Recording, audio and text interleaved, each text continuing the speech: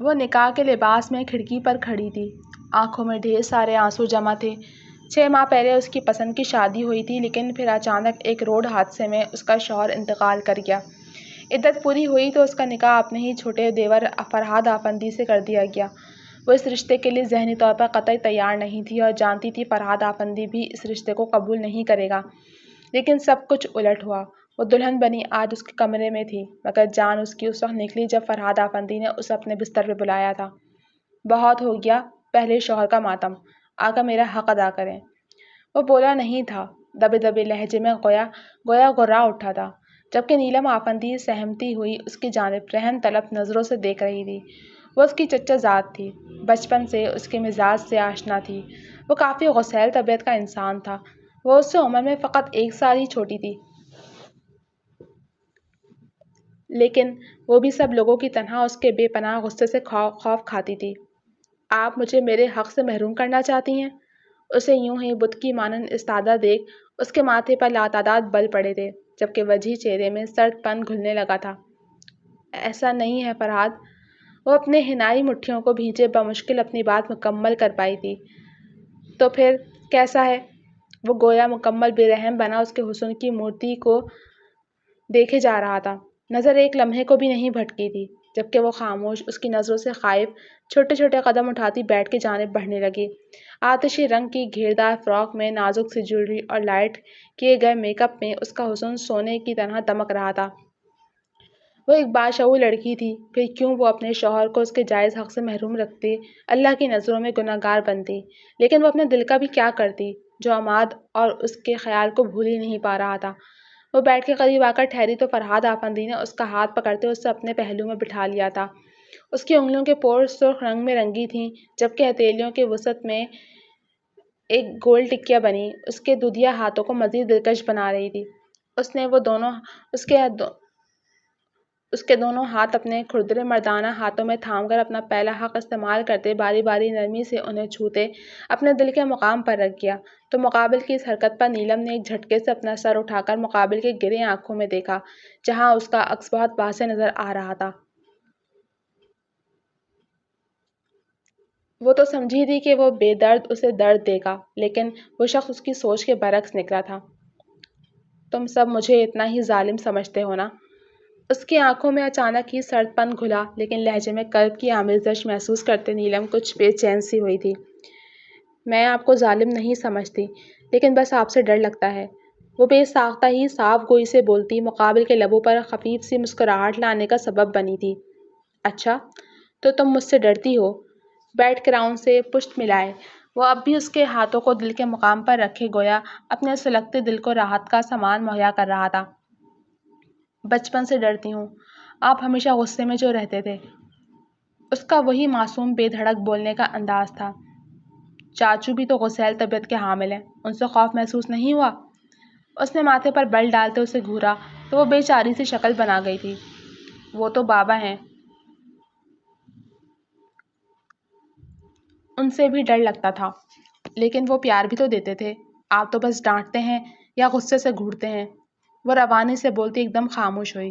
کتنے وقت کے بعد وہ یوں نارمل ہو کر اپنی ازلی عادت کے مطابق پٹر پٹر بول رہی تھی، جبکہ مقابل کو اس کا یوں خاموش ہو جانا اچھا نہیں لگا تھا۔ بھوک لگ رہی ہے؟ اس کے ہاتھوں کو آزادی بخشتے وہ اب تھوڑا سا آگے کو جھک کر اس کے دوپٹے سے پنز نکال رہا تھا۔ میں نے صبح سے ڈھنگ سے کچھ کھایا پیا ہی نہیں ہے، اب سچ میں زوروں کی بھوک لگ رہی ہے۔ وہ دھیمے سے بولتی منہ بسوڑتی ایک دم سے خود میں سمٹی تھی۔ فرحاد نے اس کا دوپٹہ سر سے اتار کر ایک سائڈ پہ رکھ دیا تھا، جبکہ وہ یوں اس کے سامنے بیٹھی گھبراہٹ کا شکار ہوئی تھی۔ تم بیوی ہو میری تو بغیر دوپٹے کے میرے سامنے بیٹھ سکتی ہو، اس میں گھبرانے والی کیا بات ہے؟ اس کے سنجیدہ انداز کو دیکھ کر نیلم مزید ایک لفظ بھی منہ سے نہیں نکال پائی تھی، لیکن اس نے دونوں ٹانگوں کو موڑ کر اپنے چہرہ گھٹنے پر ٹکا دیا۔ وہ اس کے سامنے فطری جھجک محسوس کر رہی تھی، جبکہ وہ بے نیاز سا انٹرکام پر کھانا لانے کی ہدایت دیتے بیڈ پر سے اٹھ گیا تھا۔ ملازمہ کھانا لا رہی ہے، جب تک میں شاور لے کر چینج کر لیتا ہوں، تم یہیں سکون سے لیٹ جاؤ۔ وہ اپنے ازلی باروب انداز میں بولتا ڈریسنگ روم کی جانب بڑھ گیا تھا۔ اس نے وائٹ شلوار قمیض پر بلیک کوٹ پہن رکھا تھا جو اس کی شاندار پرسنالٹی کو سوٹ کر رہا تھا، لیکن وہ عام لباس میں خود کو پرسکون پاتا تھا۔ اچھے سے شاور لے کر بلیک شارٹ پر وائٹ سینڈو پہنے وہ اپنے نم بالوں کو ہاتھ سے سنوارتے روم میں داخل ہوا تو کھانا ٹیبل پر لگا ہوا تھا، جبکہ اس کے پھولے مسلز والے بازو دیکھ نیلم آفندی نے سورج سے اپنی نظریں پھیری تھیں، جبکہ گال دہک کر بھاپ چھوڑنے لگے تھے۔ اس نے مقابل کو ہمیشہ مکمل لباس میں دیکھا تھا، لیکن یہ اس کا روم تھا، شاید وہ اپنے روم میں ایسے ہی بے دھڑک آدھے ادھورے کپڑے پہنتا تھا۔ تم بیڈ پر کیوں ٹکی ہو؟ آ کر کھانا کھاؤ۔ اسے یوں ہی سر جھکائے مجرموں کی طرح بیٹھے دیکھ وہ ڈریسنگ مرر کے آگے کھڑا خود پر کلون کا اسپرے کرتے پورے روم کو اپنی خوشبو سے مہکاتا اس سے سنجیدگی سے مخاطب ہوا تو وہ بیڈ پر پڑا دوپٹہ اٹھا کر خود پر لیتی تیزی سے بیڈ سے اترتے صوفے کی جانب پڑ گئی۔ وہ خود تو چینج کر آیا تھا لیکن وہ ابھی تک اسی لباس اور حلیے میں تھی۔ وہ چاہتا بھی نہیں تھا کہ وہ ابھی چینج کرے۔ وہ صوفے پر بیٹھی ہی تھی کہ فرحاد آفندی خود بھی اس کے ساتھ ہی صوفے پر یوں بیٹھا کہ اس کا گھٹنا نیلم کے گھٹنے سے مس ہوا تو نیلم نے سورج سے اپنے گھٹنے کو سمیٹ لیا جبکہ وہ بے نیاز بنک کھانا نکال رہا تھا۔ جب نیلم نے ہاتھ بڑھا کر پلیٹ اٹھانی چاہی تھی کہ وہ اس کا ہاتھ پکڑ کے اسے روک گیا۔ ہم ایک ہی پلیٹ میں کھائیں گے۔ اس کے تحکم زدہ انداز پر وہ چپ چاپ اس کی پلیٹ سے ہی کھانا شروع ہوئی تھی۔ اس نے شکر ادا کیا تھا کہ مقابل نے ایک ہی چمچ سے کھانے کا حکم نہیں دیا تھا۔ بہرحال مشکل سے صحیح لیکن وہ کھانا کھا چکی تھی۔ کہاں جا رہی ہو؟ اسے صوفے سے اٹھتے دیکھ وہ سنجیدگی سے مستفسر ہوا۔ مجھے چینج کرنا ہے، اس لباس میں مجھے الجھن محسوس ہو رہی ہے۔ وہ ہولے سے منمناتی ایک نظر اپنے مجازی خدا پر بھی ڈال گئی جو مزے سے کھیر کھاتے ہوئے اسے ہی دیکھے جا رہا تھا، جبکہ وہ اس کی گہری نظروں کے ارتکاز سے شدید گھبراہٹ کا شکار ہو رہی تھی۔ جب ہی اس نے کھیر سے بھرا چمچ اس کے منہ کی جانب بڑھا کر اسے آنکھوں سے کھانے کا اشارہ دیا تو وہ جلدی سے لبوں کو وا کرتے کھیر سے بھرا چمچ منہ میں لے گئی تھی۔ جاؤ چینج کرو جا کر۔ اپنے عزلی اکھڑ لہجے میں بولتے وہ اسی چمچ سے اب خود کھیر کھا رہا تھا جبکہ وہ دل ہی دل میں جل کر رہ گئی تھی۔ میں ان کی بھابھی بھی رہ چکی ہوں، بندہ تھوڑا ادب ہی کر لیتا ہے۔ وہ کلس کا دل ہی دل میں بولتی آگے بڑھی تھی کہ مقابل نے کلائی پر اپنی گرفت بناتے اسے اپنی جانب کھینچا تو وہ سیدھی اس کی گود میں آ گری تھی۔ بیوی کا ادب نہیں کرتے، اس سے پیار کیا جاتا ہے۔ آیا دماغ میں کچھ مسز فرحاد؟ اس کے مخملی گال کو نرمی سے سہلاتے وہ اس کی دھڑکنوں کی رفتار کو گھٹا بڑھا گیا تھا۔ پلیز مجھے جانے دیں۔ اس کے گلے کی گلٹی ڈوب کر ابھری تو مقابل نے اس پہ رحم کھاتے اس کے ماتھے کو چومتے اسے اپنے حصار سے آزاد کیا تو وہ دوڑنے کے انداز میں سیدھی ڈریسنگ روم میں جا گھسی تھی۔ اس کے بعد وہ اس وقت تک باہر نہیں نکل پائی تھی جب تک اسے فرحاد آفندی کے سونے کا یقین نہیں ہو گیا تھا۔ صبح اٹھ کر وہ لباس بدل کر ہلکا پھلکا ریڈی ہوتے کمرے سے نکل آئی تھی۔ اس نے پلٹ کر سوئے شیر کی جانب دیکھا تک نہیں تھا۔ ڈائننگ ٹیبل پر اس کے ماما بابا، بڑے ابا، تایا تائی اور اس کے بڑے بھائی اور ان کی بیوی اپنے 1 سال کے بیٹے کے ساتھ موجود تھی۔ وہ سب کو مشترکہ سلام کرتی کرسی کھینچ کر بیٹھی تو تمام لوگوں کی نگاہوں کا مرکز ایک اسی کی ذات شریف تھی۔ تم اکیلے ہی چلی آئیں؟ فرحاد کے ساتھ نیچے آتی نا؟ نیچے آواز میں اس کی ماما نے اسے سرزنش کی تو وہ شرمندہ سی ہوئی تھی۔ ارے تمہیں فرحاد کا علم تو ہے، وہ اپنی مرضی کا مالک ہے، وہ اٹھا نہیں ہوگا تو بچی خود ہی آ گئی ہے۔ ویسے بھی یہ میری بچی کا گھر ہے، اس پر کوئی پابندی تھوڑی ہے۔ اس کی تائی جھٹ اس کی حمایت میں بول پڑی تو اس نے تشکر آمیز مسکراہٹ انہیں پاس کی تھی۔ اس نے کالج پاس آؤٹ کیا ہی تھا کہ عماد کی ضد پر ان کی شادی ہو گئی تھی۔ حالانکہ اس کا دل آگے پڑھنے کا تھا، یونی میں ایڈمیشن لینے کا تھا، لیکن عماد کے آگے اس کی ایک نہیں چلی تھی۔ وہ ابھی کم عمر ہی تھی، اس میں ابھی اتنی میچورٹی نہیں آئی تھی، اسی لیے اکثر اسے اپنی ماں سے ڈانٹ بھی پڑ رہی ہوتی تھی۔ منہ دکھائی میں کیا ملا؟ گود میں بیٹھے اپنے بیٹے کو میٹھا دلیا کھلاتے اس کی بھابھی کے انداز میں ایک کھوج سی تھی۔ آپ کیوں پوچھ رہی ہیں؟ یہ ٹوٹلی ہمارا پرسنل میٹر ہے۔ وہ جو اپنی بھابھی کے پوچھے گئے سوال پر بوکھلا اٹھی تھی، فرحاد آفندی کی کرخت آواز اور رڈ رویہ پہلی مرتبہ اس کی تقویت کا باعث بنا تھا۔ اچھا ہوا رات میں نے منہ دکھائی نہیں دی، ورنہ میری بیوی ہر ایک کے پوچھے گئے اسی سوال کا جواب ہی دیتی رہتی۔ بولنے کے ساتھ ہی وہ بالکل اس کے پیچھے ہی آ کھڑا ہوا اور ہاتھ بڑھا کر پورے حق سے اس کے دوپٹے ہلکا سے سرکاتے وہ ہاتھ میں پکڑے گولڈ کے لاکٹ سیٹ کو اس کی سراہی دار گردن کا حصہ بنا گیا تھا۔ ماشاء اللہ، میرے شیر کی پسند تو لاجواب ہے۔ بڑے ابا تو جیسے نہال ہی ہو گئے تھے، جبکہ وہ سب کے سامنے خفت کا شکار ہوتی چہرہ جھکائے ہوئے تھی، گال الگ تب کا سرخ پڑ رہے تھے۔ عماد بے شک اس سے محبت کا دعوے دار تھا، لیکن اس نے کبھی وہ محبت جتائی نہیں تھی۔ اس نے کبھی سب کے سامنے اس پر یوں بیوی ہونے کا حق نہیں جمایا تھا، بلکہ اکثر اس کی کسی اوٹ پٹانگ حرکت پر اسے سب کے سامنے جھڑک دیتا تھا۔ ناشتہ شروع کرو نیلم۔ اپنے تایا کی پرشفیق آواز کو سنتے وہ ایک دم اپنے خیالوں سے چونک کر باہر نکلی تھی۔ کہاں گم ہو؟ فرحات کو ناشتہ نکال کر دو۔ اس مرتبہ اس کی ماما نے اسے ٹوک کر آنکھیں دکھائی تھیں۔ شاید عماد کا خیال آ گیا ہوگا، آسان تھوڑی ہوتا ہے پرانے نقش مٹ جانا۔ اس کی بھابھی اٹھنے سے پہلے اپنی کڑوی زبان کا زہر اگلنا نہیں بھولی تھی۔ جبکہ نیلم کے بھائی نے اپنی بیوی پر ایک سخت گھوری ڈالی تو وہ کر کے اپنے بیٹے کو لیے وہاں سے نکلتی چلی گئی تھی۔ اپنی بیوی کو سمجھا کر رکھیں بھائی، ورنہ اگر میں نے سمجھایا تو ان سمیت آپ کو بھی اچھا نہیں لگے گا۔ میں نہیں چاہتا اس گھر کا ماحول آپ کی بیوی کی وجہ سے خراب ہو جائے۔ یا تو وہ یہاں سکون سے رہیں یا پھر آپ انہیں اپنے اپارٹمنٹ لے کر شفٹ کر جائیں۔ نیلم کے ساتھ بیٹھتے فرحات آفندی کے انداز میں جلال صاف محسوس کیا جا سکتا تھا، جبکہ دروازے کی چوکھٹ پر کان لگا کر کھڑی نیلم کی بھابھی کا فرحات کی بات کو سنتے دم نکلا تھا۔ وہ اتنے بڑے پرآسائش آفندی ولا کو چھوڑ کر ہرگز بھی ایک اپارٹمنٹ میں جانے والی نہیں تھی۔ فرحات تم غصہ مت ہو، میں تمہاری بھابھی کو سمجھا دوں گا۔ آج کے بعد وہ نیلم پر کوئی طنز و طعنہ نہیں کسے گی، اور ویسے بھی میری قدر کے فرم میں جاب کنفرم ہو گئی ہے، میں جلد اسے لے کر چلا جاؤں گا۔ اس کی طرف سے میں معذرت کرتا ہوں۔ وہ ایک سمجھدار انسان تھے، جب یہ معاملے کی نزاکت کو سمجھتے اسے رسان سے ٹھنڈا کرنے لگے تھے۔ وہ عماد نہیں تھا جو اپنی بیوی کا مذاق بنائے جانے پر خود بھی ہنس پڑتا، وہ فرحات آفندی تھا جس کی بیوی کی عزت اس کی عزت سے جڑی تھی۔ جبکہ باقی فیملی اس کے جانے کا سن کر اداس ہوئی تھی، لیکن ایک طرح سے اچھا ہی تھا کہ اپنی بیوی کو یہاں سے لے جا رہا تھا، ورنہ وہ اپنی عادت کی وجہ سے ہر ایک سے جھگڑا شروع کر دیتی تھی، اور طنز کرنا تو گویا واجب تھا اس پہ۔ میری بیٹی خوش تو ہے نا؟ فرحات کا سلوک کیسا تھا تمہارے ساتھ؟ وہ ایک ماں تھی اور ایک ماں کے اتنے تحفظات تو بنتے ہی تھے۔ وہ اسی پربند میں یہ سوال کر رہی تھی۔ ماما، خوشی جیسی کیفیت تو بہرحال بتانا مشکل ہے، بس دل و دماغ پر ایک جمود سا طاری ہے۔ اور جہاں تک رہی فرحات کی بات، تو وہ بے شک غصے کے تیز ہیں، لیکن کل میں نے ان کا ایک الگ ہی روپ دیکھا ہے۔ وہ ایک خیال رکھنے والے مرد ہیں، ان کا روب، ان کا غصہ اپنی جگہ، لیکن وہ جو ان کی کیئرنگ سائیڈ ہے میں نے کل دیکھی تو سچ پوچھے مجھے اچھا لگا۔ وہ عماد کی طرح مجھے جھڑک نہیں رہے تھے، بلکہ ان کے روب میں بھی ایک خیال پنہاں تھا۔ وہ میری کسی بات کو لے کر بیزار نہیں ہوئے، بلکہ میں نے کل انہیں مسکراتے دیکھا۔ آپ یقین نہیں کریں گی ماما، وہ مسکراتے ہوئے بہت اچھے لگ رہے تھے۔ اپنے ازلی بے ساختہ انداز سے بولتی وہ ایک دم سے پرجوش ہوتی گھٹنوں کے بل بیٹھتی، ان کی پنڈلی پر ہاتھ کا دباؤ دے گئی تھی، جبکہ وہ جو اس کا بردباری دیکھ کر شکر ادا کر رہی تھی، اس کے یوں بچوں کی طرح ری ایکشن دینے پر انہوں نے ٹھنڈی سانس بھری تھی۔ تم کب بڑی ہوگی نیلم؟ اپنی ماما کی کہی بات سنتے اس نے حیرانی سے اپنی آنکھیں پٹ پٹائی تھیں۔ ماما، میرا قد 5 فٹ 7 انچ ہے، نارمل قد ہے میرا، تو مجھے مزید نہیں بڑھا ہونا ہے۔ اس نے ناک سکوڑی تو انہوں نے اس کے بازو پر ایک دھپ رسید کی تھی۔ ماما لگتی ہے یار۔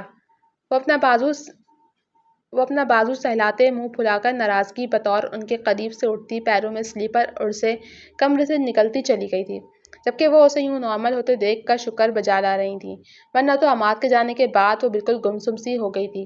لیکن کل سے اب تک اس میں آیا بدلاؤ سبھی گھر والوں کے لیے اچنبھے کا ہی نہیں، خوشی کا بھی باعث تھا۔ وہ تیزی سے سیڑھیاں اتر کر نیچے آئی تو لاؤنج میں فرحات آفندی کے ساتھ بیٹھی زارا غفار کو دیکھ اس کا حلق تک کڑوا ہو گیا تھا۔ وہ اس لڑکی سے شروع سے ہی چڑھتی تھی۔ ایک وجہ تو اس کا خود پر غرور کر کے اترانا تھا، تو دوسری وجہ وہ خواہ مخواہ یہاں کے مکینوں پر اپنا حق جماتی تھی، خاص کر عماد اور فرحات کو تو جیسے وہ اپنی پراپرٹی سمجھتی تھی۔ وہ بڑے ابا کے دوست کی بیٹی تھی جو ایک گھر چھوڑ کر ہی رہتے تھے۔ اسے کوئی بھی بزنس کو لے کر کوئی مسئلہ درپیش ہوتا تو وہ انہی دونوں کے پاس آیا کرتی تھی۔ وہ دونوں ہی اس وقت محوِ سے سر جھکائے فائل کھولے شاید کوئی مسئلہ ہی ڈسکس کر رہے تھے۔ عماد کو کام کے دوران ڈسٹرب ہونا پسند نہیں تھا۔ ایک دو مرتبہ اسے اس بات پر زارا غفار کے سامنے ڈانٹ بھی پڑی تھی، جس پر وہ سبکی کا احساس محسوس کرتی منظر سے ہٹ جاتی تھی۔ اس وقت بھی وہ وہاں سے کترا کر نکل رہی تھی کہ فرحات کی باروب پکار پر اس کے پیر زنجیر ہوئے تھے۔ ادھر آؤ نیلم، وہ اسے اپنے پاس کیوں بلا رہا تھا؟ یہی بات سوچتی وہ اپنے ہاتھوں کو مسلتی اس کے قریب آ کر ٹھہری تھی، جبکہ زارا کے چہرے پر ناگواری بھرے تاثرات رقم ہو چکے تھے۔ وہ صوفے سے پشت ملائے اسے گھور رہی تھی، لیکن نیلم کو اس کی پرواہ ہی کہاں تھی۔ وہ بس اپنے مجازی خدا کی جانب متوجہ تھی، جس کی باروب شخصیت کی وجہ سے وہ اس سے خوف کھاتی تھی۔ میرے پاس بیٹھو، نرم گوئی سے کہتے اس نے نیلم کی مخملی کلائی کو پکڑ کے نرمی سے اسے اپنے پہلو میں بٹھایا تو زارا نے بے چینی سے پہلو بدلا تھا، جبکہ نیلم کی ساری جان اس کی کلائی میں سمٹ آئی تھی۔ میں تمہارے لیے فارم لے آیا ہوں، میری گاڑی میں رکھے ہیں، یونی میں ایڈمیشن کروا رہا ہوں، تو سوچ لو تم کون سے سبجیکٹ پڑھنا چاہتی ہو، ہم پھر اسی حساب سے فارم فل کریں گے۔ مقابل کی بات سنتے اسے پل بھر کو شوق لگا اور دوسرے ہی لمحے وہ خوشی کے احساس میں گھری زوردار چیخ مارتی فرحات سے لپٹ گئی تھی، جبکہ اس کی چیخ کی گونج پر سبھی وہاں دوڑے چلے آئے تھے۔ آپ لوگ پریشان کیوں لگ رہے ہیں؟ اپنی بیوی کے گرد حصار قائم کیے وہ گھر والوں کو دیکھ سنجیدگی سے مستفسر ہوا تو وہ سب ایک دم ہوش میں آتے نیلم کو گھورنے لگے تھے۔ سوری، خوشی میں چیخ تھوڑی اوپر ہو گئی۔ معصومہ سے کان کی لو کو چھوتی وہ معذرت خواہ ہوئی تو سب کے لبوں پر اس کی وجہ سے مسکراہٹ کھل گئی تھی، جبکہ فرحات آفندی نے بے ساختہ جھکتے اس کا سر چوما تھا تو وہی زارا غفار جل بھن کر رہ گئی تھی۔ البتہ نیلم ہوش میں آتی خفت کا شکار ہوتی اس سے دور ہوئی تو فرحات آفندی نے اسے آرام سے آزاد کر دیا تھا۔ وہ خوش تھا کہ وہ لڑکی واپس اپنے رنگ میں لوٹ رہی تھی۔ کل اس کی یونی کا پہلا دن تھا اور اس خوشی میں اسے نیند ہی نہیں آ رہی تھی۔ فرحات آفندی نے اپنا کام مکمل کر کے لیپ ٹاپ سائڈ پر رکھا اور ایک نظر بے چینی سے کروٹیں بدلتی اپنی شریک حیات پر بھی ڈالی۔ کیا ہوا، نیند نہیں آ رہی کیا؟ 11 بجاتی وال کلاک پر نظر ڈالتے وہ سنجیدگی سے مستفسر ہوا تو وہ منہ بسوڑتی جھٹ اس بات میں سر ہلا گئی۔ ان چند دنوں میں فرحات کی ہی بدولت وہ اب کھل کر اپنی فیلنگز اسے شیئر کر لیتی تھی۔ چلو آؤ، میں تمہیں آئس کریم کھلانے لے چلتا ہوں، ہو سکتا ہے پھر نیند آ جائے۔ مقابل کی اس پیشکش پر اس کی پوری آنکھیں واہ ہوئیں تو وہ پل بھر میں ان شربتی آنکھوں میں ڈوب کے ابھرا تھا۔ کیا ہوا، نہیں چلنا؟ اچانک اس پر جھکتے مقابل نے اس کے چہرے پر اپنی انگلی شہادت سے مخملی گال کو چھوا تو وہ کرن کھا کر اٹھتی سیدھی فرحات آفندی کے چوڑے سینے کا حصہ بنی تھی۔ اب اتنی بھی عجلت دکھانے کو نہیں کہا تھا، شرارت میں گھلا باروب لہجہ اور مقابل کے پہلو پر شدت سے محسوس ہوتا دہتا لمس نیلم کی جان گویا بڑی مشکل میں آئی تھی۔ فرحات، پہلی مرتبہ ٹکڑوں کی صورت میں یہ نام مقابل کے لبوں سے ادا ہوتے اسے سرشار ہی نہیں بے خود بھی کر چکا تھا، لیکن اس نے محسوس کیا کہ وہ ہولے ہولے لرز رہی ہے تو وہ نرمی سے اسے خود سے الگ کرتا، اس کے سر پہ پیار دیتے پیچھے ہو کر بیڈ سے اترتا، اپنے گھنے بالوں میں ہاتھ چلانے لگا تھا۔ بلیک کارگو پر لیونڈر کلر کی شرٹ پہنے وہ اپنے گھریلو حلیے میں بھی بلا کر ہینڈسم لگ رہا تھا، خاص کر اس کی تراشیدہ شیو جو اس کے تیکھے نقوش پر سچ کر اسے ہینڈسم ہی نہیں باروب بھی بناتی تھی۔ کھڑی مغرور ناک اور چوڑا روشن ماتھا، وہ ہر لڑکی کا خواب اکلوتا چاند تھا جو اس کے آنگن میں اتر آیا تھا۔ اسے علم بھی نہیں ہو سکا اور وہ ٹکٹکی باندھے اسے دیکھے گئی تھی۔ باقی کا مجھے گھر آ کر دیکھ لینا، ابھی چلو ہمیں دیر ہو رہی ہے۔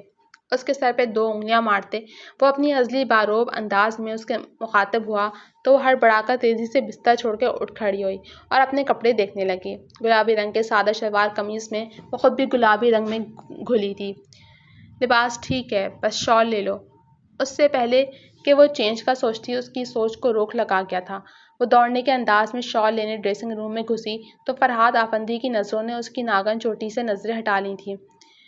ایک دن ان حسین زلفوں کے سائے میں مجھے پوری رات بسر کرنی ہے، ایک ایسی حسین رات جس میں تم، میں اور میں تم بن جائیں گے۔ دل میں ابھرتے سرکش جذباتوں کو تسلی بھری تھپکی دیتے وہ پراسرار سا مسکرایا تھا۔ اتنی دیر میں وہ کالی شال خود پر اچھے سے لپیٹے باہر نکلی تو فرحات نے بڑے حق سے آگے بڑھتے اس کے ہاتھ کو اپنے ہاتھ میں لیا اور باہر کی جانب قدم بڑھا دیے۔ جس وقت ان کی گاڑی گیٹ سے نکل رہی تھی، ٹھیک اسی وقت زارا غفار نے اپنے ٹیرس پر کھڑے ان دونوں کو رات کے اس پہر یوں ساتھ نکلتے دیکھ نفرت سے دانت کچکچائے تھے۔ کچھ دن پہلے تک اماد کے غم میں مر رہی تھی اور اب کہاں گیا وہ غم؟ معصوم بنتی ہے بس، لیکن معصوم ہے نہیں۔ اس کی سوچ پل پل نیلم کو لے کر زہر آلود ہو رہی تھی تو وہیں فرحاد نے گاڑی میں بیٹھ کر اس کے لیے اس کی فیوریٹ آئس کریم منگوائی تھی۔ جب تک اس نے آئس کریم ختم کی وہ اس کی اونٹ پٹانگ باتوں کو خاموشی سے سنتا رہا تھا۔ جس وقت وہ گھر پہنچے گھڑی رات کا 1 بجا رہی تھی۔ نیلم واش روم سے برش کر کے نکلی تو فرحاد آفندی بستر پر دراز تھا اور کمرے میں نائٹ بلب جل رہا تھا۔ وہ بستر پر لیٹ کر اس کی جانب کروٹ کر گئی تھی۔ چند سیکنڈ بعد ہی پلک جھپکنے کی بات تھی وہ فرحاد آفندی کے بازوؤں کے گھیرے میں تھی۔ سو جاؤ اور مجھے بھی سکون سے سونے دو۔ اس نے گھبرا کر مزاحمت کرنی چاہی تھی کہ مقابل کی گمبھیر آواز اس کی سماس کی نظر ہوتی اسے ساکت کر گئی تھی۔ شب بخیر۔ اس کی کنپٹی کو چومتے وہ پرسکون ہوتا آنکھیں مون گیا جبکہ وہ بے ترتیب دھڑکنوں کے ساتھ اس کے سینے میں چھپی تھی۔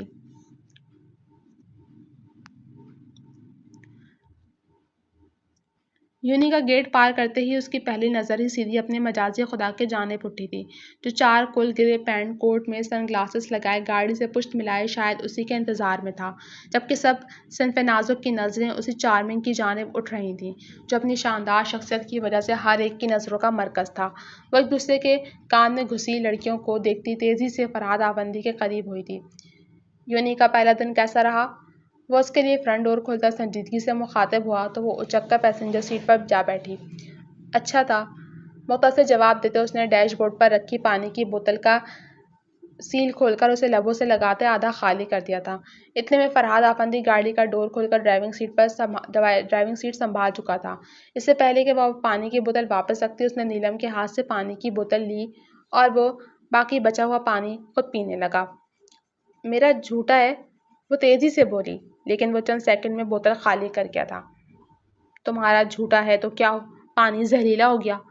وہ خالی بوتل ڈیش بورڈ پر ڈالتے جھک کر اس کی سیٹ بیلٹ لگانے لگا تو وہ نیلم سیٹ میں دھنسی تھی۔ مقابل کی دہتی سانسیں اسے اپنی ٹھوری پر شدت سے محسوس ہوئیں تو وہ اپنی سانسیں تک روک گئی۔ جبکہ وہ بے نیازی سے سیدھا ہونے لگا تو اس کے لب نیلم کی ٹھوری سے مس ہوئے جس سبب نیلم کے پورے وجود میں ایک کرنٹ سا دوڑ گیا تھا۔ وہ ایک دم سے سہمی تھی۔ کسی کا جھوٹا کھانا اچھی بات نہیں ہوتی، اس نے عماد کا کہا جملہ دہرایا جو اس نے نیلم کی عادت کو ٹوکتے ہوئے کہا تھا۔ تو میں کسی ہوں بھی نہیں وائفی، میں آپ کا شوہر ہوں اور ہم ایک دوسرے کا جھوٹا کھا پی سکتے ہیں۔ تمہیں اگر اعتراض ہے تو تم میرا جھوٹا مت کھانا۔ گاڑی روڈ پر ڈال کر احتیاط سے چلاتے مقابل کی ساری توجہ کا مرکز نیلم آفندی کی ہی ذات تھی۔ کچھ کھاؤ گی؟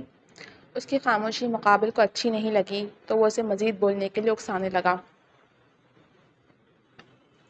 مجھے بھوک لگی ہے لیکن گھر چل کر کھائیں گے۔ تائی امی نے کہا تھا کہ وہ آج لنچ میری پسند کا بنوائیں گی۔ وہ جو عماد اور فرحاد کا موازنہ کرنے میں مگن تھی فرحاد کے پوچھے گئے سوال کو سنتی اپنے مخصوص انداز میں بولنا شروع ہوئی تو پورے راستے ہی بولتی آئی تھی۔ اس نے آج یونی میں کیا پڑھا، پروفیسرز کیسے تھے، وہ سب مزے سے اسے بتا رہی تھی۔ اس کے چہرے پر بچوں جیسی چمک اور رونق تھی۔ فرحاد آفندی کو اس کا یہی بے ساختہ معصوم انداز ہی تو اچھا لگتا تھا لیکن اس کے بھائی کی زندگی میں رہتے وہ اپنے یہ رنگ تقریباً کھونا شروع ہو گئی تھی۔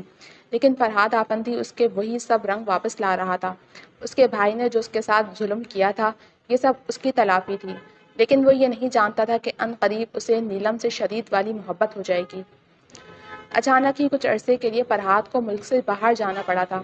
وہ کسی بزنس کورس کے سلسلے میں امریکہ جا رہا تھا۔ صبح اس کی فلائٹ تھی۔ اس نے اپنی ساری پیکنگ خود کی تھی۔ اب بس وہ ایک مخصوص کالے بیگ میں اپنی ضروری کاغذات چیک کر کے رکھتے جا رہا تھا۔ جب نیلم کمرے میں داخل ہوئی تو وہ بیگ کے زپ بند کرتا بیگ ایک طرف رکھ گیا تھا۔ آپ کی کافی۔ نیلم نے اسے ایک کافی پکڑائی تو وہ اس کے ہاتھ سے کافی کا مگ تھام کر سائڈ ٹیبل پر رکھتے اس کا ہاتھ پکڑتے اسے اپنے پہلو میں بٹھا گیا تو وہ سوالیہ نظروں سے اس کی جانب دیکھنے لگی تھی۔ مجھے یاد کریں گی؟ نہ جانے کیوں مگر اچانک ہی وہ اس سے یہ سوال پوچھ گیا تھا۔ پتہ نہیں، یہ شاید ہاں یاد کروں گی۔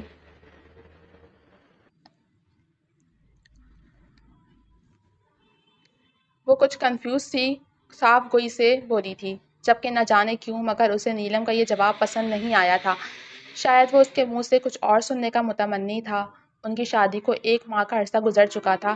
ان کے درمیان شوہر بیوی والا تعلق نہیں تھا مگر ان کے بیچ کافی حد تک دوستانہ تعلق بن گیا تھا۔ نیلم اب بے جھجک اس سے دل کی بات کہہ جاتی تھی۔ چلو ٹھیک ہے، یاد آؤں تو کال کر لینا۔ خیر مجھے وہاں زیادہ عرصہ بھی لگ سکتا ہے، تو یہاں تم نے خوب دل لگا کر پڑھنا ہے۔ مجھے پڑھائی سے متعلق کوئی شکایت نہیں ملنی چاہیے۔ باقی تم جیسے چاہے رہو، مگر اپنے بیڈ روم کے علاوہ کہیں مت سونا، رات دیر تک مت جاگنا۔ ڈرائیور تمہیں کال کرے تو اسی وقت یونی سے باہر آنا۔ اپنا اور سب گھر والوں کا اچھے سے خیال رکھنا۔ وہ اس کا ہاتھ تھامے تھامے اسے مزید چند ہدایات دیتا ہلکا سا جھکا تھا، اور اس کے سرخی مائل گال کو جو کب سے اس کی توجہ بھٹکا رہے تھے اپنے لمس سے ان کی رنگت اناری کر گیا تھا، جبکہ مقابل اس لمس کی حدت کو پاتے ازت گھبرا اٹھی تھی، بلکہ زمین پر سجدہ ریز تھیں تو دھڑکنیں گویا منہ تک آئی تھیں۔ چلو اب سوتے ہیں، ورنہ وقت پر آنکھ نہیں کھلے گی، نرم گوئی سے کہتے وہ اسے لیے لیٹ گیا تو وہ خاموش مگر تیز تیز دھڑکتی دھڑکنوں کے ساتھ اس کے وجود کا حصہ بنی ہوئی تھی۔ اس کے لیے یہ لمس فرحاد آفندی کا استحقاق سے چھونا، ہر چیز اسے نئے احساس سے دوچار کر رہی تھی، اور اسے یہ سب برا نہیں اچھا لگ رہا تھا۔ اب فرحاد آفندی چلا گیا۔ اس کے جانے کے بعد نیلم آفندی کو احساس ہوا کہ اس کے ہونے سے ہر رنگ جدا نظر آتا تھا۔ بے شک عماد اس کی کچی عمر کا پیار تھا، لیکن اس کے دل پر جو چھاپ چھوڑی وہ فرحاد آفندی نے تھی۔ وہ بہت مصروف رہتا تھا تو روز کال نہیں کرتا تھا، ہفتے میں مشکل سے 2 یا 3 مرتبہ، لیکن پھر اس کا دورانیہ بھی کم ہوتا گیا۔ اس دوران نیلم نے اپنی توجہ بس پڑھائی پر مرکوز کر لی تھی۔ ویسے بھی اس کا لاسٹ سیمسٹر چل رہا تھا۔ وہ چاہتی تھی کہ جب فرحاد آئے تو اسے کامیاب دیکھ مقابل کا سینہ فخر سے چوڑا ہو جائے۔ تمہاری بات ہوئی فرحاد سے؟ کب آ رہا ہے وہ؟ بڑے ابا اپنے بڑے سپوت سے مخاطب تھے۔ کہہ رہا تھا کہ بس 1 مہینہ اور درکار ہے اسے۔ ویسے بھی آپ جانتے تو ہیں اس نے وہاں اپنا نیا بزنس شروع کیا ہے، وہ ایک دم سے تو نہیں آ سکتا، کچھ وقت تو لگے گا اسے۔ اپنے بیٹے کے تسلی کروانے پر وہ بس سر ہلا کر رہ گئے تھے، جبکہ نیلم کا دل نہ جانے کیوں اداس ہو گیا تھا۔ مقابل کی یاد اسے یوں ہی اداس کر دیتی تھی۔ کل تمہارا پہلا پیپر ہے تو وقت پر سو جانا، لیکن سونے سے پہلے بادام والا دودھ پینا نہیں بھولنا۔ میں ملازمت سے کہہ کر دودھ تمہارے کمرے میں پہنچوا دوں گی۔ اپنی تائی امی کی تاکید کو سن کر وہ مسکرا دی تھی۔ یہاں اسے سب کا پیار اور توجہ مل رہی تھی، لیکن دل بس ایک ہی کے پیار اور توجہ کا متمنی تھا۔ نیلم اپنا آخری پیپر دے کر لوٹی تو گھر میں الگ طرح کی چہل پہل محسوس ہوئی تھی۔ اسے لگا کہ شاید گھر میں مہمان آئے ہیں۔ وہ بے انتہا تھکی ہوئی لوٹی تھی، جب ہی گھر کے اندر جانے کے بجائے تیزی سے گارڈن کی طرف بنے دوسرے دروازے سے گھر کے اندر داخل ہوتے سیدھا اپنے کمرے میں گئی تھی۔ وہ اتنی زیادہ تھکی ہوئی تھی کہ بس بات لے کر سونا چاہتی تھی۔ لاسٹ پیپر کی وجہ سے ان کے کلاس فیلوز نے یونی کینٹین میں ایک چھوٹی سی پارٹی کر ڈالی تھی۔ حالانکہ سب باہر جانا چاہتے تھے، لیکن نیلم کی وجہ سے انہوں نے کینٹین میں ہی انجوائے کر لیا تھا۔ اچھے سے بات لے کر وہ باہر آئی اور بالوں پر لپٹا تولیہ کھینچ کر ڈریسنگ پر رکھتے جلدی جلدی بالوں میں برش کیا، اور اے سی کو نارمل ڈگری پر کرتے دھم سے بستر پر گرتی آنکھیں موند گئی تھی۔ اس کے بعد اسے کوئی ہوش نہیں رہا تھا، جبکہ دوسری طرف نیچے کسی کو بھی اس کے آنے کی خبر نہیں ہو سکی تھی۔ بس فرحاد آفندی نے ڈرائیور کو میسج کر کے پوچھ لیا تھا، اور وہ جانتا تھا کہ اس کی بیوی گھر آ چکی ہے۔ ارے وہ نیلم کو بھی کال کر کے فرحاد کی آمد کا بتاؤ، وہ ابھی تک یونی سے آئی نہیں ہے۔ اس کی ماما کو فکر ہوئی تو وہ اپنے شوہر سے مخاطب ہوئی تھی۔ چھوٹی ماما وہ آدھے گھنٹے پہلے ہی گھر آ چکی ہے۔ اس نے اپنی بات کہہ کر گویا سب کی پریشانی دور کر دی تھی۔ وہ صبح آ کر سب کو سرپرائز دے گیا تھا۔ ناشتہ چونکہ اس نے فلائٹ میں کر لیا تھا تو سب سے مل کر وہ سونے چلا گیا تھا، اور ابھی کچھ دیر پہلے ہی جاگ کر نیچے چلا آیا تھا۔ آج کوئی بھی مرد حضرات آفس نہیں گئے تھے۔ اس کی آمد کا سنتے زارا بھی چلی آئی تھی، اور اب چائے کی چسکیاں بھرتے مزے سے فرحاد آفندی سے گپے ہانک رہی تھی، جو پہلے سے زیادہ ہینڈسم ہو گیا تھا۔ میں ملازمہ کو بھیج کر اسے خبر کرواتی ہوں۔ انہیں اپنی بیٹی سے اس قدر لاپرواہی کی توقع نہیں تھی۔ وہ اندر ہی اندر اس پر شدید غصہ ہو چکی تھی۔ چھوٹی ماما وہ تھکی ہوئی آئی ہوگی، پلیز اسے آرام کرنے دیں۔ میں کون سا کہیں بھاگے جا رہا ہوں، وہ اٹھ کر آرام اور تسلی سے مجھ سے مل لے گی۔ اس کے حتمی سنجیدہ انداز سے بولنے پر وہ چپ کر گئی تھیں، جبکہ زارا نے جلن کے مارے اپنی ناک سکوڑی تھی۔ چلیں اب میں چلتی ہوں، دراصل مجھے شاپنگ کے لیے نکلنا ہے۔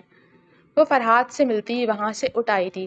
وہ ایک باشعور لڑکی تھی، نیلم سے نفرت بے شک اسے ابھی بھی تھی، لیکن وہ فرحاد کی خاطر اپنی زندگی خراب نہیں کر سکتی تھی، اسی لیے اپنے والدین کے پسند کیے گئے لڑکے کے لیے اس نے حامی بھر لی تھی۔ 1 ماہ بعد اس کی شادی تھی۔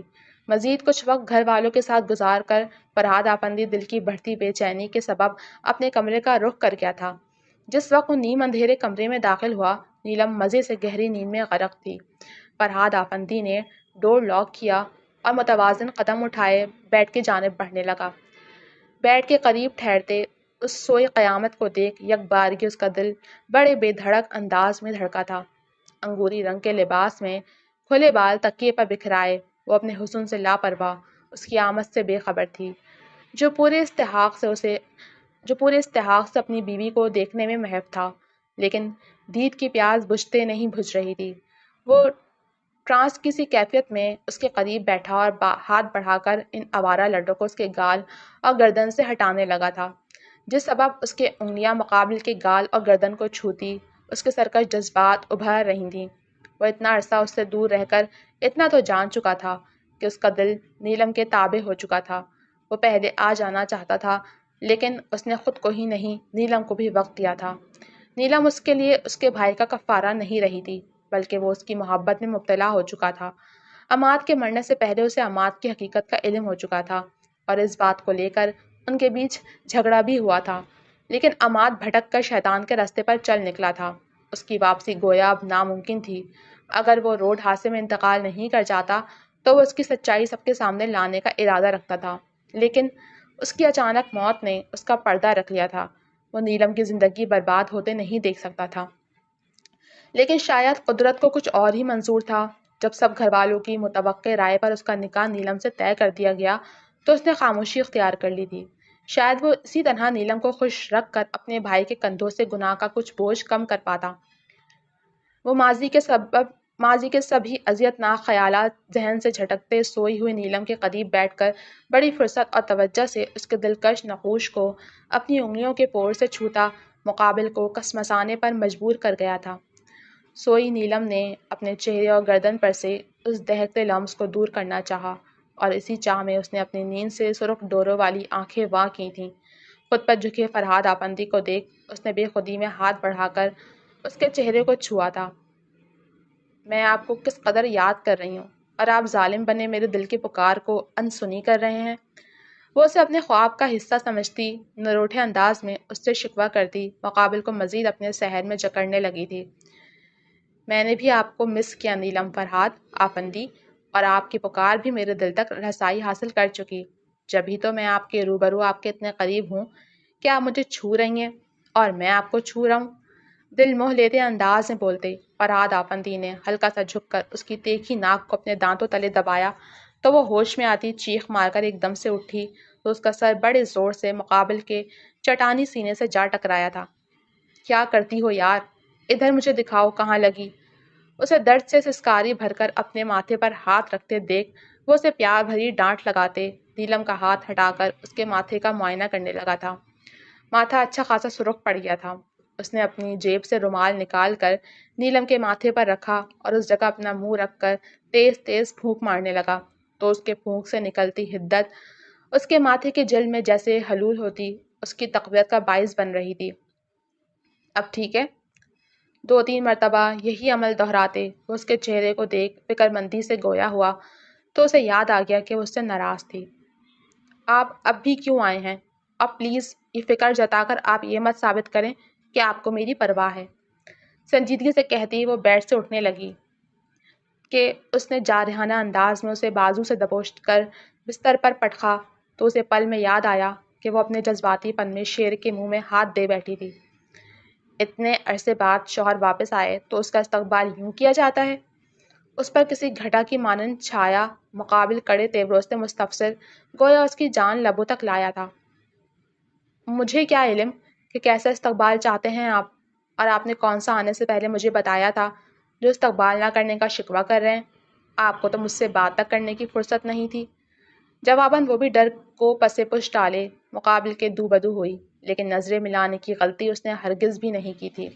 نظر سے نظر ملنی تھی اور اس کی ساری تیز تراری ہوا ہو جانی تھی، جبکہ اس کے یہ بدلے بدلے انداز فرحاد آفندی کو شوق جسارت پر اکسانے لگے تھے۔ وہ سچ میں آج اسے بیوی والے روپ میں نظر آتی اس کے سرکش جذباتوں کو ابھار گئی تھی۔ میں سکھا دیتا ہوں کہ اچھی بیوی ایک مدت کے بعد لوٹ کر آئے شوہر کا استقبال کیسے کرتی ہے۔ مقابل کے لہجے میں کچھ تو ایسی بات تھی کہ اس نے گھبرا کر اپنی میچی آنکھیں کھول دی تھیں۔ آنکھوں سے ہوئے آنکھوں کے ملن نے ایک سحر طاری کیا تھا اور بس پھر الفاظ گم ہو گئے تھے۔ فسوخیز تنہائی میں بس لمس بول رہے تھے۔ وہ دونوں نہ جانے کب تک یوں ہی ایک دوجے میں گم رہتے کہ دروازے پر ہو رہی دستک پر نیلم گھبرا اٹھی تھی۔ جسٹ ریلیکس مائی وائفی، کچھ نہیں ہوا ہے۔ اس کے دہکتے گال نرمی سے سہلاتے، وہ بالوں میں ہاتھ چلاتا اٹھ کر دروازے کی سمت بڑھ گیا تھا جہاں ملازمہ انہیں ڈنر لگ جانے کا بتا کر واپس لوٹ گئی تھی۔ آپ چینج کر لیں پھر ہم نیچے چلتے ہیں۔ دروازہ واپس سے بند کرتے وہ ابھی جملہ مکمل ہی کر پایا تھا کہ وہ گرتی پڑتی دوڑتے ہوئے ڈریسنگ روم میں گم ہو گئی تھی، جبکہ وہ اسے یوں حواس باختہ دیکھ اپنی ہنسی پر قابو نہیں رکھ پایا تھا۔ اگلے دن نیلم کی سالگرہ تھی جس وجہ سے فرحاد نے اسپیشل ڈنر کا انتظام کیا تھا۔ وہ اس کے ساتھ اکیلے میں وقت گزارنا چاہتا تھا۔ اس نے کال کر کے اسے ریڈی ہونے کا کہا تھا، جبکہ باقی گھر والوں کے ساتھ مل کر وہ کیک کٹ کر کے اپنے گفٹ بھی ان سے لے چکی تھی۔ اس کے بھائی کی کال بھی آئی تھی تو اس کی بھابھی نے بھی شرما حضوری اسے برتھ ڈے وش کر دیا تھا۔ بلیک کلر کی گھٹنوں کو چھوتی گھیردار کٹ ورک فراک میں وہ کندن کی طرح دمک رہی تھی۔ لائٹ سا میک اپ کیے، بالوں کی چوٹی بنائے، ایک کلائی میں بھر بھر کے سرخ رنگ کی چوڑیاں پہنے، دوسری کلائی میں ریسٹ واچ باندھے، اس نے درمیانی سائز کی جھمکیاں کان میں پہنی تھیں، گلے میں منہ دکھائی میں ملا چین لاکٹ پہن رکھا تھا۔ اس نے ایک نظر خود کو آئینے میں دیکھا تو مبہوت رہ گئی۔ اس قدر تیاری کے ساتھ فرحاد آفندی کے سامنے جانے کا سوچتے ہی اسے ٹھنڈے پسینے آنا شروع ہو گئے تھے۔ اتنے میں اس کے موبائل کی میسج بپ سنائی دی تو اس نے جلدی سے فون اٹھا کر میسج چیک کیا۔ جلدی سے نیچے آئیں۔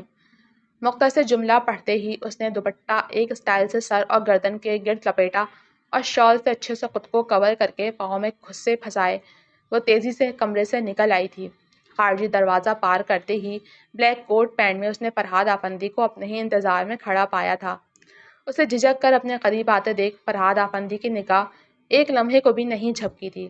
وہ بلا کی حسین لگ رہی تھی، یوں لگتا تھا کہ عنقریب وہ مقابل کے عشق میں دیوانہ ہونے والا تھا۔ جبکہ وہ اس کی نظروں سے خائف چھوٹے چھوٹے قدم اٹھائے گاڑی کے پاس آ کر ٹھہری تو وہ ہوش کی دنیا میں لوٹتا اس کے لیے پیسنجر سیٹ کا دروازہ کھول گیا تھا۔ وہ گاڑی میں بیٹھی تو وہ ڈور بند کر کے تیزی سے گھوم کر اپنی سیٹ سنبھال گیا تھا۔ اتنی دیر میں نیلم نے سیٹ بیلٹ لگا لی تھی، جسے دیکھ غصہ جھٹکتا گاڑی اسٹارٹ کر کے گھر سے نکل آیا تھا۔ گاڑی میں اس وقت خاموشی چھائی ہوئی تھی، بس دو دلوں کے دھڑکنے کی صدا آ رہی تھی۔ وہ شہر کے سب سے بہترین ریسٹورینٹ میں اسے لایا تھا اور اس کے لیے اسپیشل ٹیرس پر ٹیبل سیٹ کروائی تھی جہاں ان دونوں کے علاوہ کوئی نہیں تھا۔ وہ چہرے پر خوشکن تاثرات لیے چاروں جانب دیکھتی فرحاد آفندی کی کھچی گئی کرسی پر جا بیٹھی تھی۔ کیسا لگا میرا سرپرائز؟ اس کی جانب مخمور نظروں سے دیکھ مقابل کے لہجے میں ایک آنچ سی تھی۔ یہ سب بہت اچھا لگ رہا ہے۔ دھیمے شرم گھلے لہجے میں بولتے وہ مقابل کو مزید اپنا اسیر کر رہی تھی۔ آپ کافی بدل گئی ہیں، مطلب میچیور ہو گئی ہیں۔ وہ بے ساختگی اور آپ کا وہ بچپنا میں مس کر رہا ہوں۔ اس کے ساتھ والی کرسی سنبھالے فرحاد آفندی نے اس کا ہاتھ تھام کر نرمی سے سہلایا تو گویا اس کی ساری جان اس جان لیوا لمس میں سمٹ آئی تھی۔ ماما نے کہا ہے کہ اب میں بڑی ہو چکی ہوں تو مجھے بڑوں جیسی حرکتیں کرنی چاہیے۔ اچھا نہیں لگتا مجھ پر یہ اونٹ پٹانگ حرکتیں کرنا۔ شوہروں کو میچور بیویاں اچھی لگتی ہیں۔ سادگی سے بولتی وہ اسے دلکش کہکا لگانے پر مجبور کر گئی تھی، جبکہ وہ آنکھیں پھاڑے اسے یوں کھل کر ہنستا دیکھ حیران سی تھی۔ یار آپ اتنی کیوٹ کیوں ہیں؟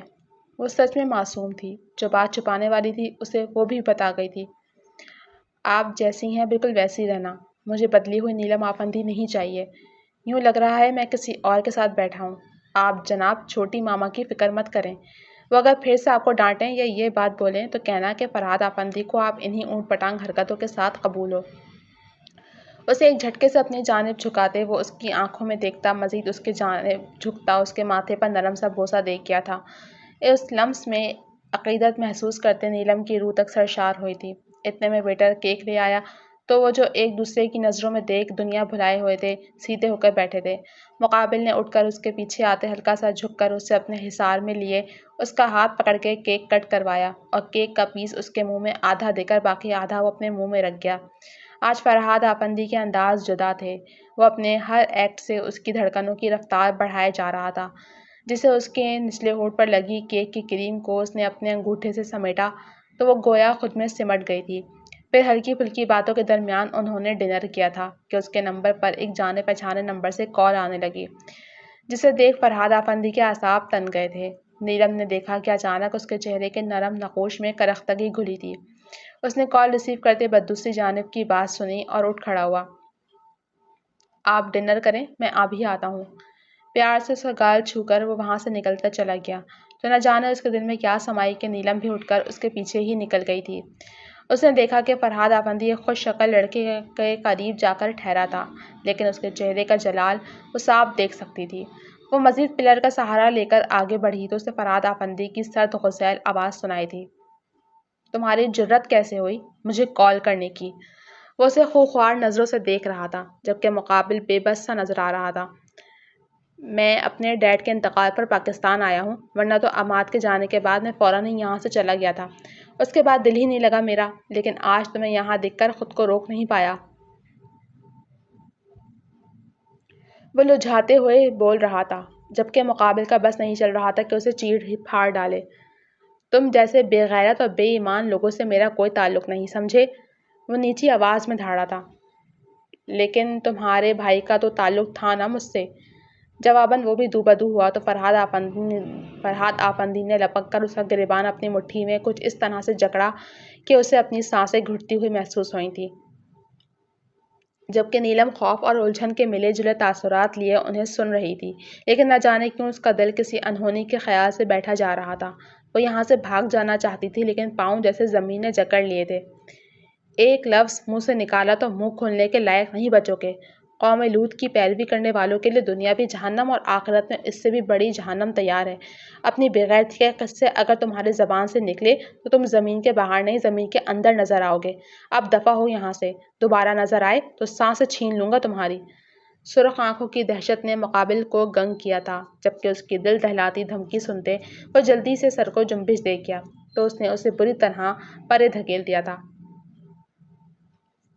جس سبب وہ پلر سے ٹکرایا اور گرتا پڑتا دوڑتے ہوئے وہاں سے نکلا تھا، ورنہ مقابل نے شاید سچ میں اس کی جان ہی لے لینی تھی۔ وہ خود پر قابو پاتا اپنے بالوں میں انگلیاں چلاتا جیسے ہی آگے بڑھا، پلر کے ساتھ پشت ملائے بے جان سی کھڑی نیلم کو دیکھ اس نے کرب زدہ انداز میں آنکھیں موند کر کھولی تھی۔ وہ نیلم کے قریب آتا اسے دونوں شانوں سے تھام گیا تو اس نے اپنی بے تحاشا گلابی پڑتی آنکھوں سے مقابل کی جانب دیکھا تھا۔ مجھے گھر جانا ہے۔ اس کے سپاٹ لہجے اور ویران آنکھوں کو دیکھ وہ قطع از بات میں سر ہلا گیا تھا۔ اس متعلق فی الحال وہ کچھ بھی بولنے کے قابل نہیں تھا۔ گھر آ کر وہ گاڑی سے تیزی سے نکل کر دوڑتی ہوئی اندر کی جانب بڑھ گئی تو وہ بھی لب بھینچ کر گاڑی سے نکل کر اس کے پیچھے ہی گیا تھا۔ وہ تو شکر تھا کہ سب گھر والے اپنے اپنے کمروں میں جا چکے تھے، ورنہ وہ کس کس کو اور کیا کیا وضاحتیں دیتا۔ وہ کمرے میں آیا تو نیلم کو دھکے میں منہ دیے ہچکیاں بھرتے دیکھ اس نے کرب سے آنکھیں میچی تھیں۔ وہ اس کا درد اچھے سے سمجھ رہا تھا۔ اس نے ڈور لاک کیا اور اسے کچھ دیر کھل کر رونے دیتا خود چینج کرنے چل دیا تھا۔ 10 منٹ بعد وہ شاور لے کر چینج کر کے واپس آیا تو وہ اب بھی اسی طرح لیٹی ہوئی ہچکیاں بھر رہی تھی۔ اس مرتبہ فرحاد آفندی کی تیوری چڑھی تھی۔ بس کریں، اور کتنا رونا ہے؟ سنجیدگی سے کہتے وہ اس کے قریب بیٹھا تھا کہ وہ ایک جھٹکے سے اٹھ کے اس کے وجود کا حصہ بنتی اس کی پشت پر دونوں ہاتھ کس گئی تھی، جبکہ وہ اس کی اس حرکت پر ساکت ہوا تھا۔ کیوں کیا عماد نے میرے ساتھ ایسا؟ وہ جب مجھ سے محبت نہیں کرتے تھے تو کیوں مجھے دھوکے میں رکھ کر شادی کی؟ شاید وہ سمجھے کہ میں معصوم ہوں تو وہ مجھے آرام سے بیوقوف بنا لیں گے اور دیکھیں وہ اپنے مقصد میں کامیاب رہے۔ وہ زکام زدہ لہجے میں بولتی ایک مرتبہ پھر شدت گریہ سے رو پڑی تو فرحاد آفندی نے اس پر اپنی گرفت مضبوط کرتے اس کا سر چوما تھا۔ یہ اس کی اذیت کم کرنے کی ایک کوشش تھی۔ یوں لگ رہا ہے کہ عماد کی آج موت واقع ہوئی ہے، اور یہ سچ بھی ہے، میرے دل نے آج ان پر فاتحہ پڑھ لی ہے۔ روتے ہوئے بولتے اس نے ہچکی بھری تو اس کی کمر سہلانے لگا۔ وہ کبھی میرے نزدیک نہیں ہوتے تھے اور میں کبھی قریب ہو جاؤں تو جھڑک دیتے تھے۔ انہوں نے کبھی مجھے یوں نہیں دیکھا جیسے آپ دیکھتے ہیں، کبھی یوں نہیں چھوا جیسے آپ چھوتے ہیں۔ آپ کے ساتھ نے مجھے مکمل ہونے کا احساس دلایا، ورنہ عماد کے ساتھ سے تو میں ادھوری تھی۔ وہ بولتے ہوئے پھر ہچکی بھر گئی تو فرحاد آفندی نے ایک مرتبہ پھر جھک کر اس کا سر چوم کر اس کی پشت کو سہلایا تھا۔ میں کیسے دیکھتا ہوں تمہیں؟ اس کے لرزتے وجود اور ذہنی حالت کو دیکھ اس نے بات بدلنا شروع کی تھی۔ آپ استحقاق اور پیار بھری نظروں سے دیکھتے ہیں۔ آپ کا یوں دیکھنا مجھے حیا میں مبتلا کر دیتا ہے، لیکن مجھے اچھا بھی لگتا ہے، اور آپ جب چھوتے ہیں تو پیٹ میں تتلیاں سی اڑتی ہیں، دل کی دھڑکن بڑھ جاتی ہے اور ہتھیلیوں میں پسینہ پھوٹ پڑتا ہے۔ آپ جب مجھے عزت دے کر آپ بولتے ہیں تو دل میں گدگدی سی ہوتی ہے۔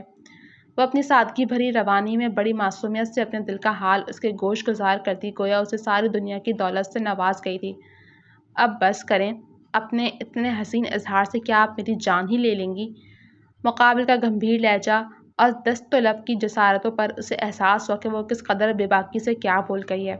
وہ ایک دم گھبرا کر اس سے دوری بنانے لگی تھی کہ وہ اسے لیے یوں ہی بیڈ پر گرا تھا۔ اس قدر خوبصورت اظہار پر انعام تو بنتا ہے مسز فرحاد آفندی۔ اس کی ناک سے ناک ٹکراتے مقابل کے لہجے کی حدت پر اس کا چہرہ دہک کر بھاپ سی چھوڑنے لگا تھا۔